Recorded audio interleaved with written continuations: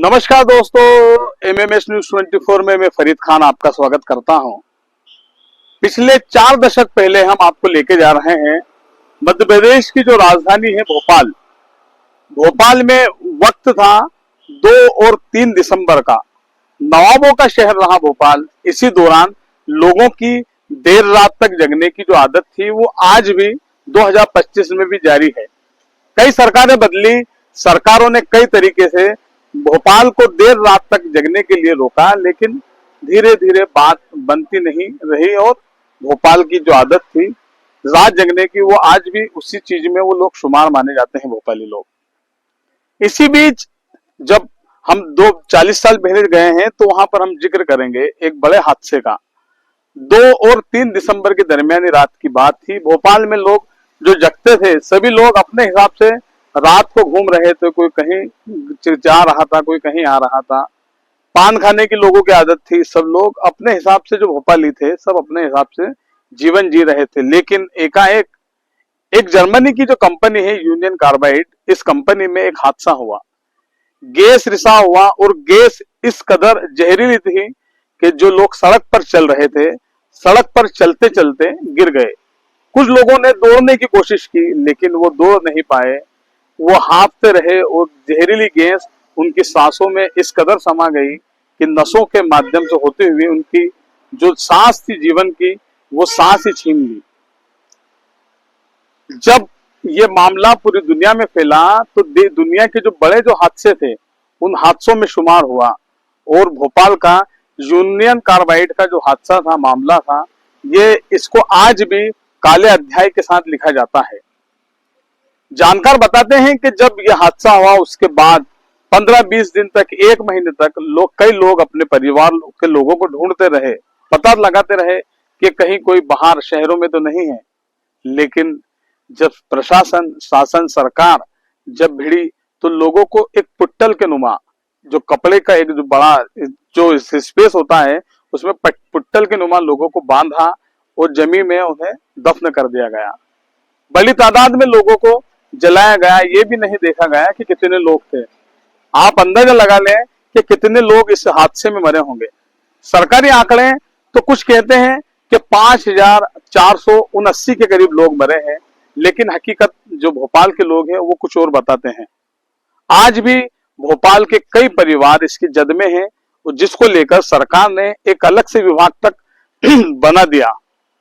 विभाग अपना काम करता है, लोगों को राहत के लिए रुपए भी देता है, लेकिन लोगों के जो परिवार के जो लोग उसका दंश झेले हैं, जो लोग इस चीज में जिनके परिवार को खोया है, वो आज भी 40 साल बाद भी वो दर्द कहीं ना कहीं दिल के कोने में कहीं ना कहीं दबा हुआ है और वो कहीं ना कहीं उबाल जब मारने लगा।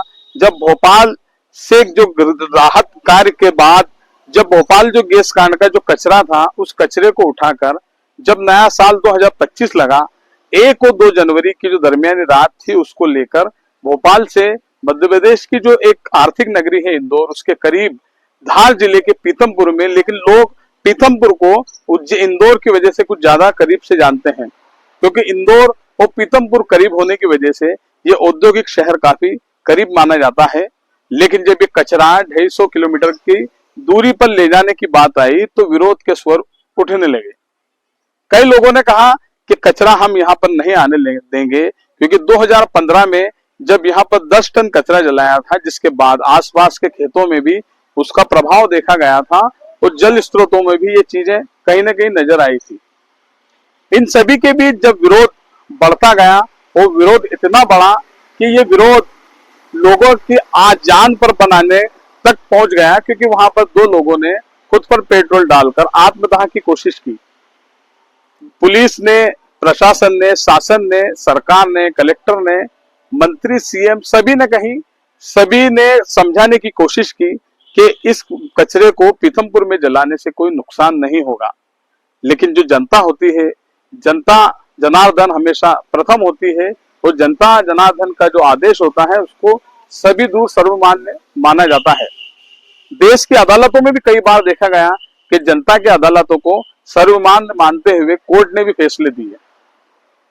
इसी के साथ सरकार ने ये तक घोषणा कर दी कि अभी वर्तमान में इस कचरे को नहीं जलाया जाएगा वो सरकार हाई कोर्ट से मांग करेगी, बात रहेगी अपनी कि जनता के जिन पहलू हैं सभी पहलुओं को देखने के बाद ही कचरे पर कुछ निर्णय लिया जाए। हालांकि वैज्ञानिक कह रहे हैं कि इस कचरे को जलाने से कोई नुकसान नहीं होगा, लेकिन इन सभी के बीच एक जो बात निकल कर आ रही है वो बात ये आ रही है कि जो भोपाल की जिस जगह पर यूनियन कार्बाइड जो कंपनी थी, जहां पर ये पूरा हादसा हुआ था भोपाल में 1984 में, वो जो जमीन आज वर्तमान में देखें तो काफी बेशकीमती जमीन है।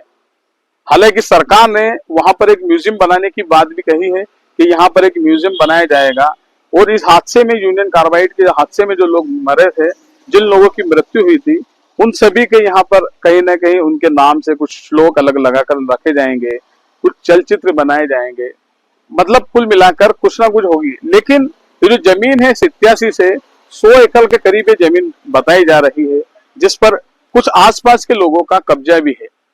लेकिन कुछ लोग इस जमीन को लेकर भी कहीं ना कहीं अंदरूनी रूप से बात कर रहे हैं कि ये बेशकीमती जमीन है, और बस इसी जमीन को लेकर सारा मामला सामने आया है। इस बात की हम पुष्टि नहीं करते हैं, लेकिन लोग ये तक कह रहे हैं कि जब इस कचरे को लेने के लिए जो कंपनी है यूनियन के, जब जर्मनी ने मना कर दिया था इस कचरे को ले जाने के लिए, वहां के लोगों ने विरोध किया था। उसके बाद नागपुर की बात हुई। देश का जो एक बड़ा शहर है अंकलेश्वर, गुजरात का एक बड़ा औद्योगिक शहर है अंकलेश्वर, वहां पर भी ले जाने की बात की, लेकिन आम लोग वहां के जो शहरी थे उन लोगों ने इसका विरोध किया, लेकिन कचरा वहां नहीं ले जाया गया। और अब फिर 125 करोड़ रुपए के खर्च के बाद यहाँ पर इस कचरे को पीतमपुर में लाया गया है। कुछ लोग ये भी बता रहे हैं कि मई में इसके लिए कुछ रुपये भी दे दिए गए थे सरकार द्वारा, लेकिन फैसला हाई कोर्ट का भी आया है। बहुत से ऐसी बातें हैं, सवाल हैं, लेकिन कुछ लोगों का सीधा सीधा सा ये आरोप है कि ये जो पूरा मामला रचा जा रहा है ये जमीन को लेकर रचा जा रहा है। अब इसमें सच्चाई तो कितनी है ये तो आने वाला वक्त बताएगा, लेकिन वर्तमान में अभी भी कुछ लोग भोपाल के यही कह रहे हैं, जब बात हुई तो, कि आज भी वहां पर ये जो 337 मीट्रिक टन जो कचरा है ये तो यहाँ पर ला दिया गया है पीतमपुर में, लेकिन उसके बावजूद भी अभी भी वहां पर जमीन के अंदर अलग अलग जगहों पर पुट्टलें मौजूद है, जहां पर दूषित वो कचरा है वो मौजूद है। अब जमीन का क्या होगा, उस दूषित कचरे का क्या होगा? पीतमपुर के लोगों के विरोध के बाद अभी तो बात थम गई है, लेकिन आने वाले वक्त में भोपाल, पीतमपुर, इंदौर और उज्जैन कनेक्शन का क्या होगा? और भी हम आपको नई चीजें उपलब्ध कराते रहेंगे, मेरे साथी मुर्तजा सैफी के साथ में। नमस्कार।